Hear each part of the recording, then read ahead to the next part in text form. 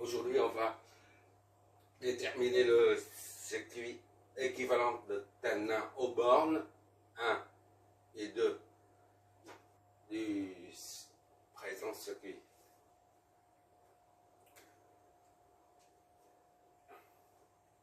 Le circuit équivalent de Thevenin, un rappel, le circuit équivalent de Thevenin est une source de tension Thevenin munie d'une résistance équivalente de Thevenin, qui est comme ça. D'accord?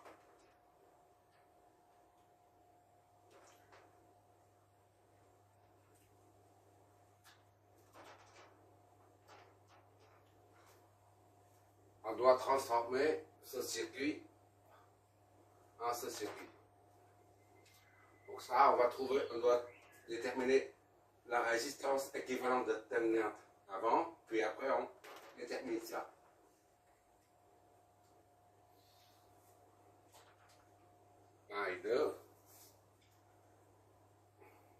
La première chose à faire, c'est de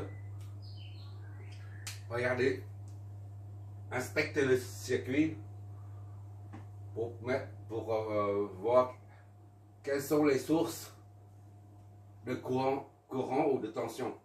Là, il s'agit d'une source de courant indépendante. Et ici, il s'agit d'une source de tension indépendante. Donc, il faut les désactiver pour pouvoir calculer la résistance équivalente. Désormais, je dis RTH pour raccourcir les choses. Pour déterminer RTH, on doit désactiver les sources de tension et de courant. Comme d'habitude, comme dans l'exercice 1, pour désactiver la tension aux bornes d'une source de tension, c'est-à-dire pour rendre cette source de tension nulle, il suffit de câbler ici un conducteur.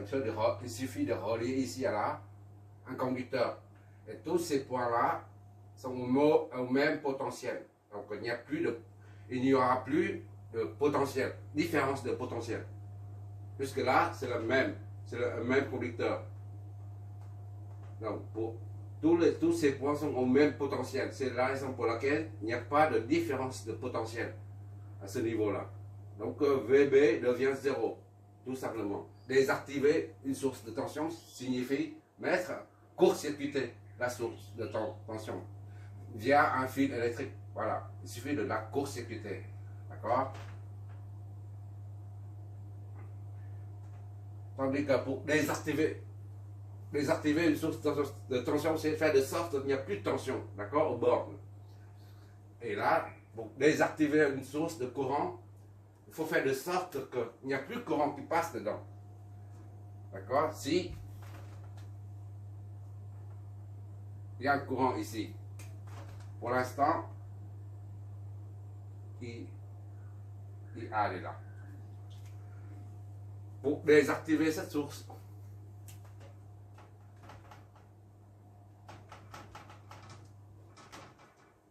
pour désactiver cette source de courant, qu'est-ce que ça signifie désactiver une source de courant? C'est de faire de sorte qu'il n'y a plus de courant qui sort, qui circule dans cette branche-là. D'accord? Et il sort ici. Et il sort ici, là. Circule dans.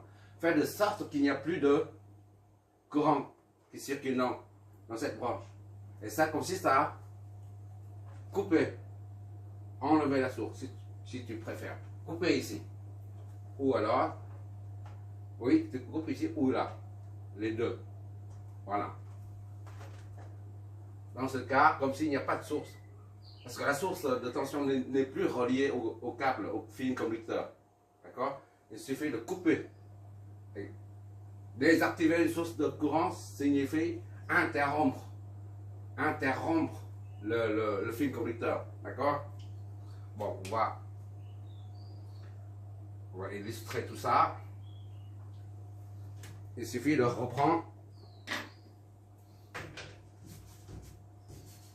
Oh là, arrête. Allez, voilà. On reprend ça. Calcul de RTH.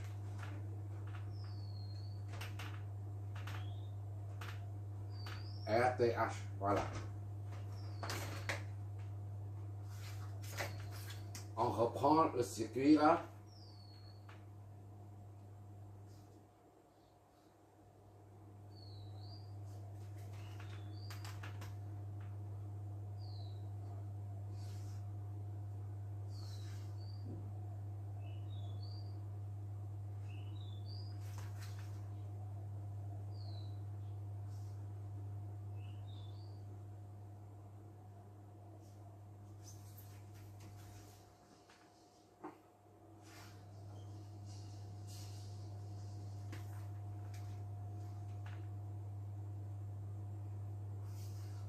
Là, on interrompt le conducteur là, comme si on enlève ça. Il n'y a plus de courant, il n'y a plus de source.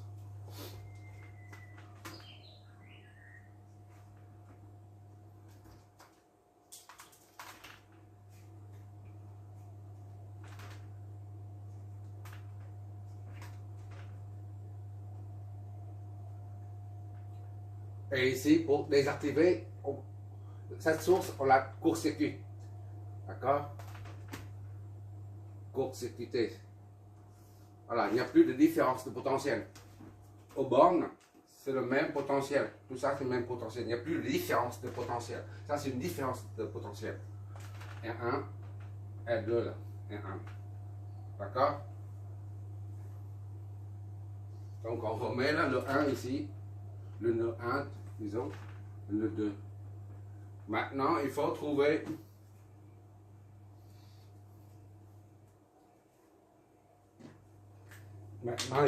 quoi? Il faut trouver RTH aux bornes 1, 2, TH et puis VTH après, d'accord? On verra VTH après. Bon, on y va. Ça, la résistance aux bornes 1. La résistance RTH aux bornes 1 et 2. RTH. Ça, c'est en parallèle. Les deux en parallèle. Le produit sur somme. D'accord? Est égal à 30 fois 60 sur 30 plus 60. D'accord? RTH est égal à calculatrice là. 20. C'est 20.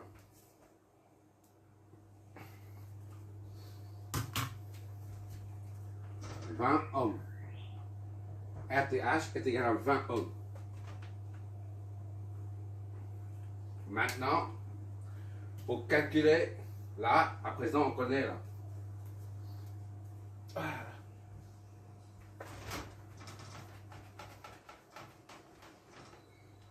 20 ohms. On connaît à présent la résistance équivalente de Thevenin du circuit équivalent de Thevenin. Il nous reste à calculer VTH.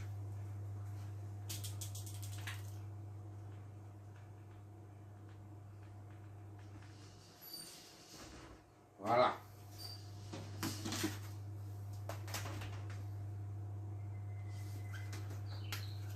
Pour calculer VTH, c'est-à-dire, nous on cherche ici VTH ce fou là. D'accord? Attention aux bornes 1, 2. La résistance aux bornes 1, 2. La résistance, on l'a eu maintenant pour la tension équivalente de Thevenin, de VTH, on reprend le chemin initial et on fait un calcul via la méthode nodale, comme d'habitude, pour trouver ça.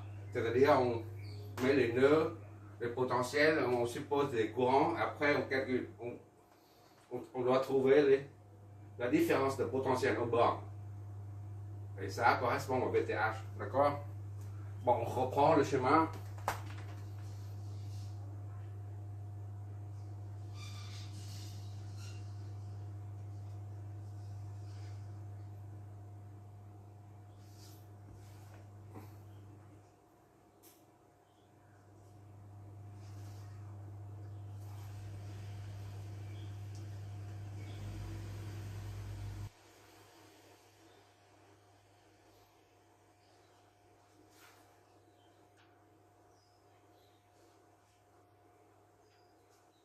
suffit de reprendre le chemin.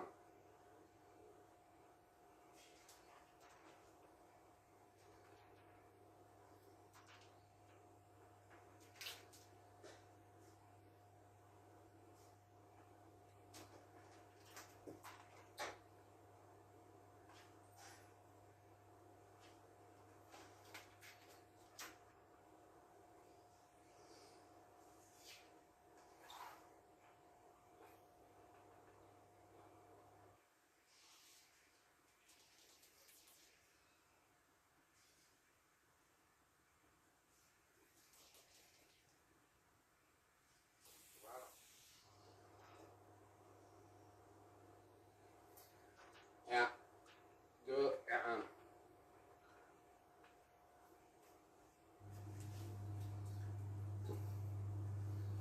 Oh, et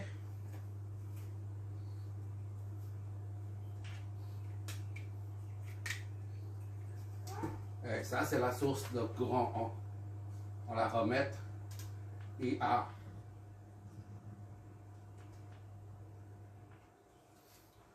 IA. VB, d'accord.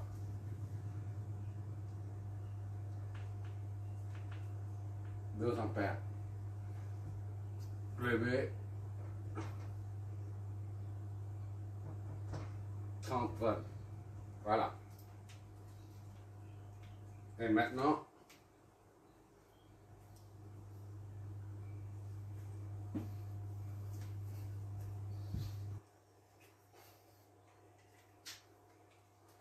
ça c'est 1, 2.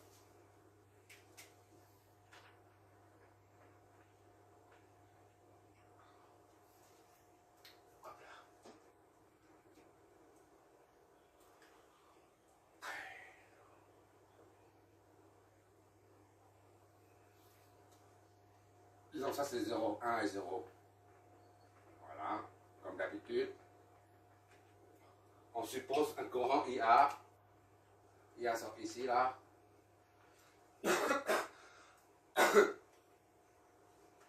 IA obligatoirement ici. IB qui sort d'ici. IB. D'accord? Et enfin, ici, ça, longtemps ici, là, ça sort d'ici. Et 1.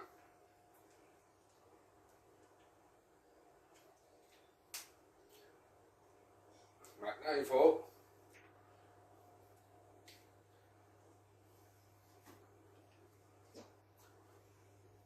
les flèches de tension, source de tension, source de courant, c'est dans le même sens. Et source de tension, c'est dans le même sens. Là, c'est source de... ça, c'est un récepteur. Dans le sens contraire, sens opposé. Ça, c'est un élément récepteur. C'est dans le sens opposé. Les deux s'opposent. Voilà. Maintenant, on va nommer.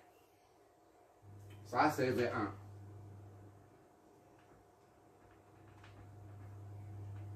Ça, c'est V0.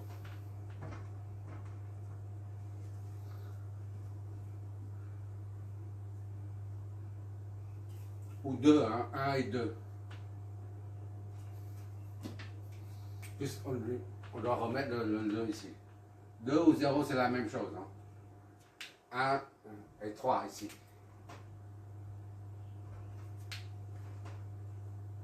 V3. D'accord? Ce sont des potentiels. Qu'est-ce qui nous manque? Qu'est-ce qui nous manque?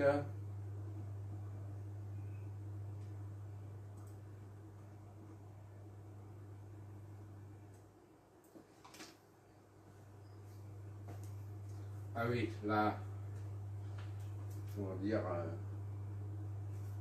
V1, 2. V1, 2. Idem ici, V1, 2. 1, 2. Et V3, 1. Ici, c'est V3, 2. Ou V3, 0. 1, 0 ou 1, 2, c'est la même chose. Hein? garage.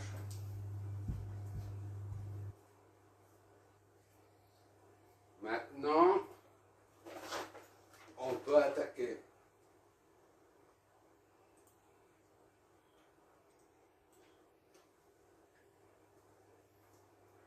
On prend ici les 12. Déjà, et ça, on va enlever 32.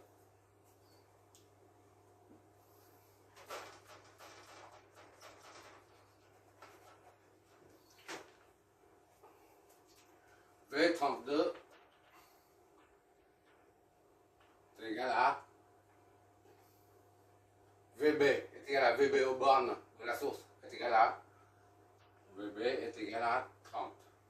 Or, V32 est égal à V3 moins V2 est égal à 30. D'accord? V3 moins V2 c'est 0 là, ici. D'accord? Le point 2 là. C'est le même que là. V2 0 est égal à 30. Soit V3 est égal à 30 volts. C'est notre premier résultat. Voilà.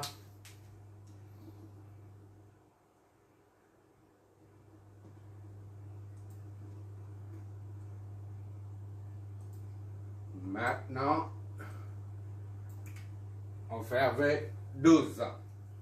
La tension aux bornes du récepteur R1.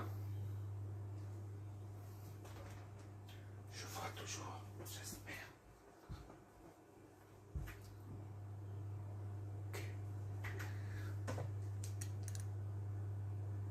Ok, je vois. V12 est égal à R1 fois I1. Or, V12 est égal à V1 moins V2 est égal à R1 I1. Soit I1 est égal à V1 moins V2 sur R1. Voilà. Or, R2 c'est à ce niveau, c'est 0 volts. D'accord? C'est un point de référence 0 volts. J'ai oublié ça, de mettre ça, ou bien mettre en évidence le niveau 0 volts. I1 est égal à V1. V1, V1, V1 est inconnu. Donc on garde moins 0 sur R1. R1 c'est 30. Donc I1 est égal à V1 sur 30. Notre première équation.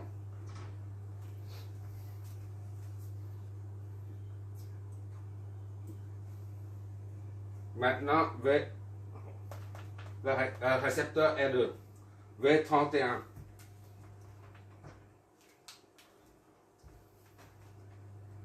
V31 est égal à R2 fois IB.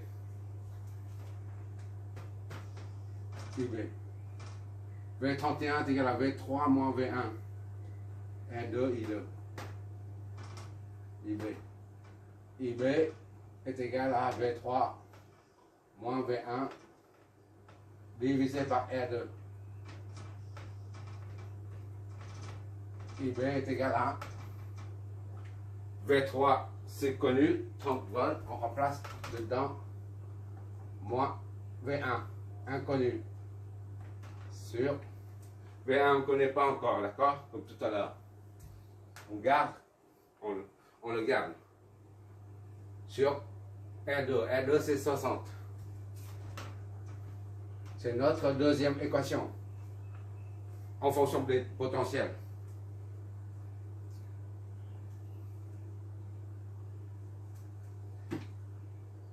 IA et IB vont vers là, et ça sort par là. IA plus IB est égal à I1.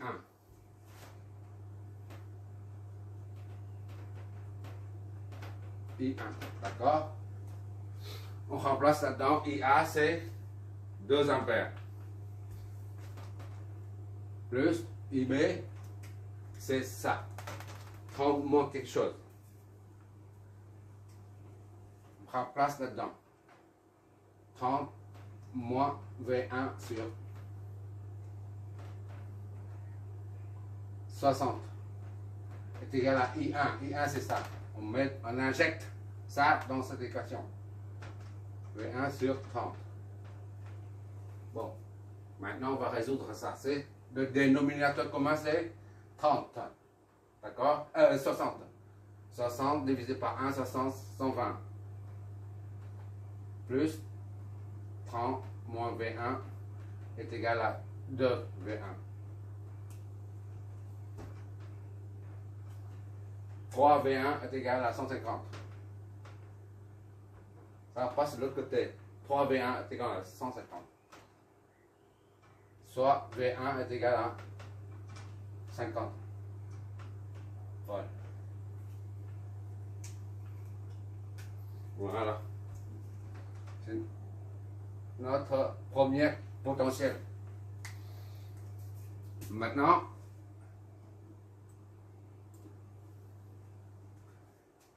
on va trouver le deuxième potentiel.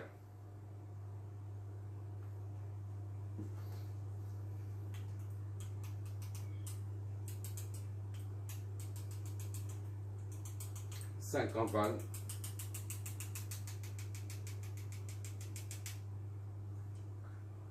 On n'a pas besoin de ça, c'est 1, ça y est. Maintenant V12 qui correspond à quoi? V12 c'est aux bornes 1, 2, c'est-à-dire la tension équivalente de terminal qu'on cherche, d'accord? Donc si on trouve V12, c'est-à-dire on trouve VTH.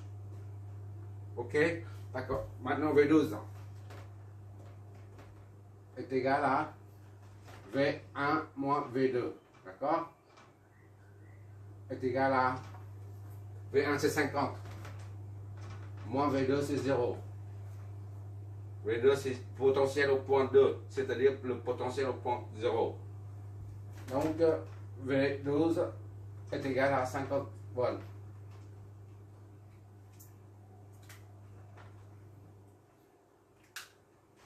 Or, VTH est égal à V12, soit VTH est égal à 50 volts. OK?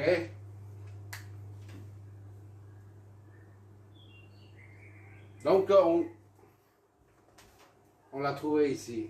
On va mettre ici.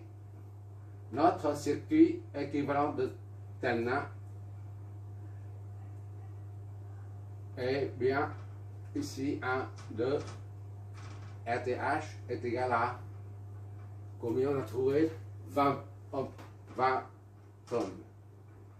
Et la tension équivalente de terminal est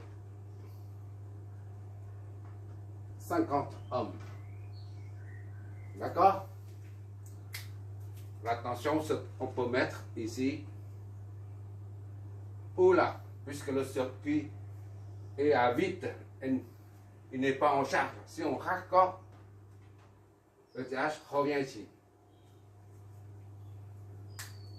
Bon, maintenant il faut contrôler pour voir si ce circuit correspond bien, ce circuit là, entre 1 et 2 correspond bien au circuit ici là, entre 1 et 2. Pour ça, il faut injecter un courant dedans. Ici, on va injecter un courant. Ici, on va injecter un courant. Voilà, on va injecter une source de tension ou de courant. On met ici, on va injecter dedans un courant. D'accord? On met une source de tension ou de courant et on relie les bandes 1 et 2. C'est-à-dire, on injecte un courant là-dedans. Ici, c'est pareil. On fait une source de tension, on prend une source de tension ou de courant, on injecte dedans un courant. Et si les deux courants ont la même intensité, cela signifie que ce circuit est bien équivalent à celui aux bornes 1, 2. D'accord? Bon, maintenant, on va vérification.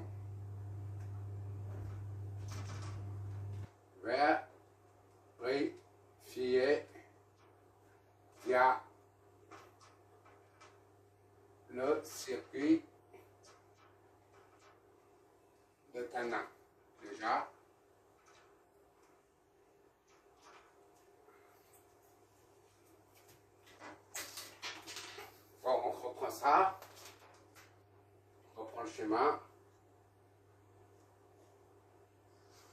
Voilà. Et on injecte dedans.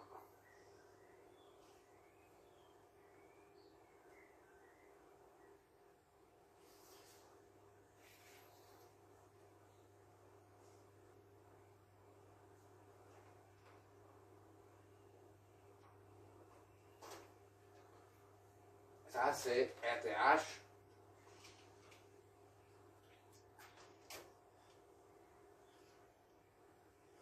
Voilà. Pour injecter dedans, on utilise une source, soit une source de courant, soit une source de tension. Je préfère une source de tension. Ça dépend des cas. Hein. On verra au fur et à mesure qu'il arrive qu'on utilise une source de tension pour injecter un courant dedans directement.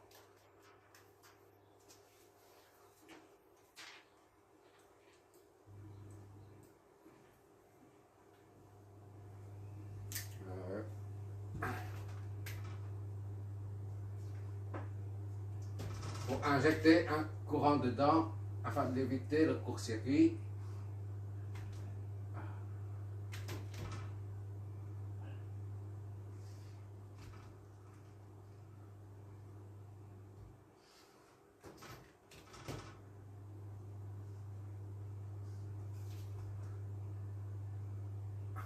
Ça, je prends plus ou moins VTH, on remet 50 volts.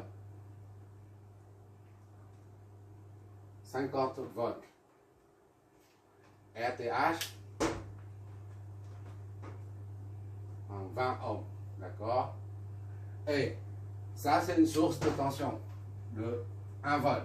Disons VC, puisqu'on a appelé bébé, donc VC est égal à l'unité. Et ça, c'est comme si on fait une source parfaite. On utilise une source parfaite plus la résistance interne. D'accord? Donc ça, c'est une source réelle. L'ensemble résistance plus ça fait une source réelle. RC, on appelle ça, puisque VC, on appelle ça RC. 1 ohm. D'accord? Donc on va appeler aussi IC. Ou I tout court. I. On injecte un courant I là. On remet là 1 et 2. 2 volts. Le courant I là-dedans, entre là-dedans.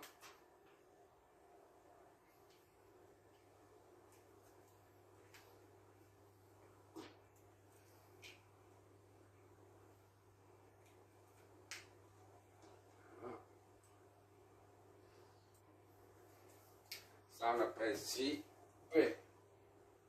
On note tous les potentiels P ici. Et 1, on l'a déjà. On met ici, disons, K, par exemple, K. Pourquoi pas?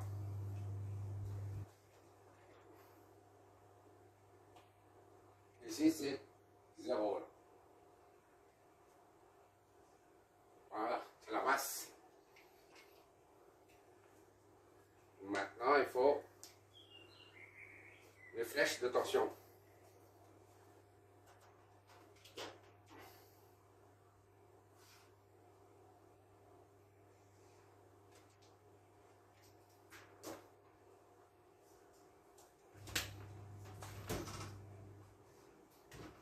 Et ici, c'est une source de tension, la flèche de tension vers le haut. C'est obligatoire, d'accord? Là, c'est vers le haut.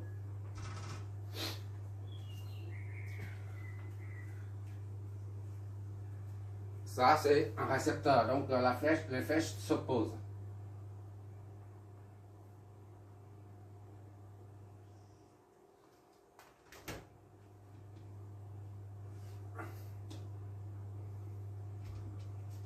Ici, c'est V, K, O.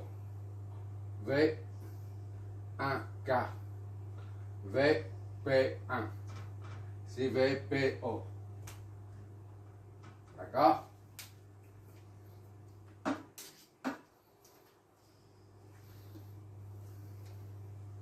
On voit tout de suite ici, c'est... On va attaquer tout de suite. On a VKO est égal à la tension aux bornes, VTH est égal à 50. VKO est égal à VK moins VO. D'accord? K moins VO est égal à 50. VK moins VO. VO c'est 0 là. Est égal à 50. Soit VK est égal à 50 volts. Primo.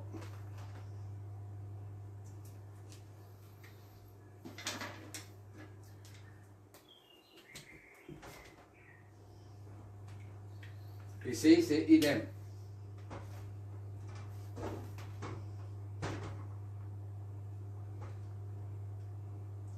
VPO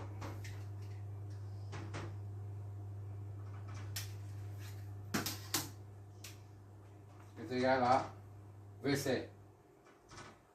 VPO égale VC. V est égal à 1 volt. 1 volt, VP moins VO est égal à 1. VP moins V0 c'est 0 est égal à 1. Donc VP est égal à 1 volt. D'accord? Le potentiel ici, là, et là, sont connus maintenant.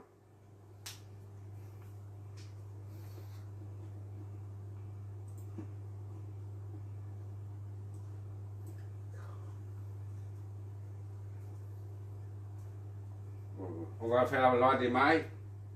D'accord?